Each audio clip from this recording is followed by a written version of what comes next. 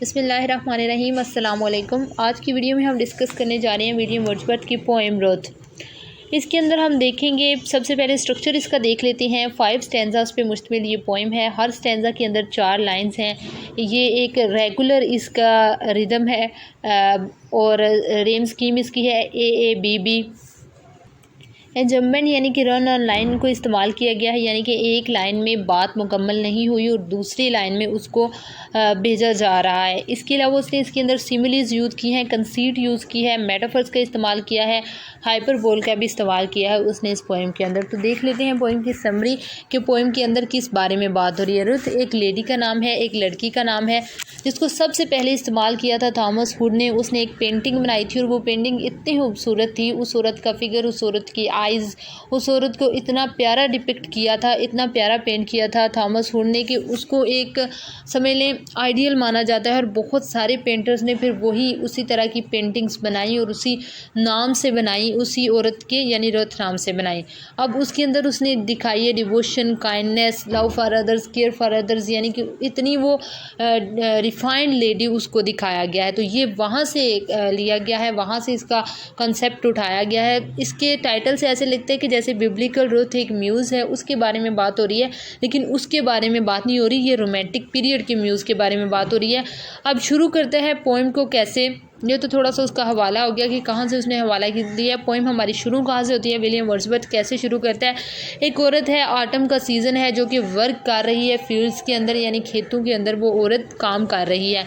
अब उसकी ब्यूटी को इतना खूबसूरत बताया गया है कि वो ऑटम, वो इन्वायरमेंट जो फील्ड्स में नेचुरल ब्यूटी होती है, उससे ज़्यादा प्यारा उस औरत को डिपिक्ट किया गया। और सारा फोकस जो पोइट का है वो नेचर से हट के औरत पे जा रहा है। वो उसकी सबसे पहले बॉडी को बताता है, clasped by the golden light of the moon, और उसके चीक्स को ऑटम फ्लश के साथ तशबीह देता है। और उसके हेयर्स, उसकी आइज़, उसके आई लैशेज़ को वेल्ड लाइट के साथ कहते हैं कि उसकी आइज़ इतनी ब्राइट हैं कि उसकी जो आई लैशेज़ हैं फिर वो इतनी लंबी हैं कि उसने आइज़ की ब्राइटनेस को कवर किया हुआ है और उसके ऊपर एक कंसील कर दिया हुआ है, उसके ऊपर एक समझे पर्दा सा डाल दिया हुआ है। उसकी यानी कि लुक्स के बारे में बात करता है, उसकी ब्यूटी के बारे में, उसके फेस, उसका ड्रेस, उसकी तमाम फिगर के बारे में वो बात करता है। लेकिन वो जब देखता है कि लेडी जो है वो तो इतना काम भी कर रही है, इतना हार्ड वर्क भी कर रही है, पॉवर्टी में जी रही है, खेतों में काम कर रही है, लेकिन फिर भी खुदा का शुक्र अदा कर रही है, गॉड अलमाइटी का शुक्र अदा कर रही है, अपने क्रिएटर का शुक्र अदा कर रही है।